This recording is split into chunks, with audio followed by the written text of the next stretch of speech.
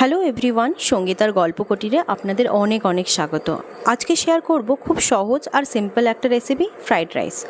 এরকমভাবে রান্না করলে ফ্রাইড রাইসের চালও গলে যাবে না আর ভেঙেও যাবে না, আর খেতেও হবে দারুণ। চলুন তাহলে দেরি না করে শুরু করে দেওয়া যাক।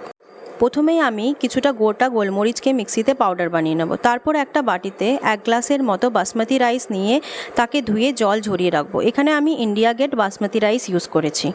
এবার কড়াইয়ে সাদা তেল গরম করে তাতে একটা বড় দালচিনি, 3-4টে লবঙ্গ আর 2-4টে এলাচ দিয়ে ভালো করে নাড়াচাড়া করে জল ঝরিয়ে রাখা চালটা দিয়ে ভালো করে ভেজে নেব। চাল ভাজা হয়ে গেলে এখানে আমি যে গ্লাসে মাপ করে চাল নিয়েছিলাম সেই গ্লাসেরই 2 গ্লাস মতো জল আমি অ্যাড করব। মানে যত গ্লাস চাল নেবেন তার ডবল জল অ্যাড করতে হবে। এখানে সব কিছু মিলিয়ে হাই ফ্লেমে 10 মিনিটের জন্য ঢাকা দিয়ে রেখে দেবো।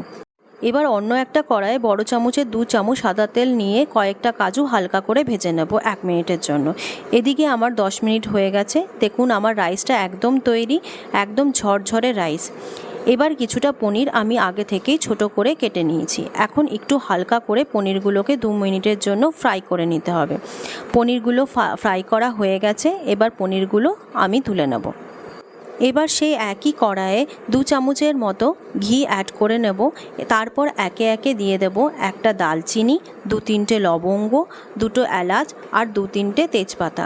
সব কিছুই ভালো করে মিলিয়ে নেওয়ার পর দিয়ে দেব কয়েকটা আগে থেকেই কেটে রেখেছিলাম সবজি, সেগুলো দিয়ে দিচ্ছি। এখানে গাজর, বিনস আর কিছুটা মটরশুঁটি। এখানে আপনারা আপনাদের পছন্দ মতো সবজি অ্যাড করতে পারেন।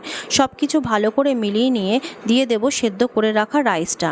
এরপর দিয়ে দেব উপর থেকে 2 চামচের মতো নুন আর একটু চিনি আর 1 চামচ গোলমরিচের গুঁড়ো, যেটা আমি আগেই ডাস্ট করে নিয়েছিলাম।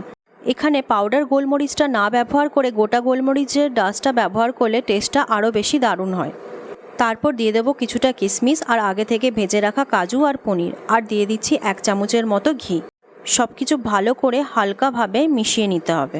সব কিছু মিলিয়ে লো ফ্লেমে 5 মিনিটের জন্য ঢাকা দিয়ে রেখে দেব।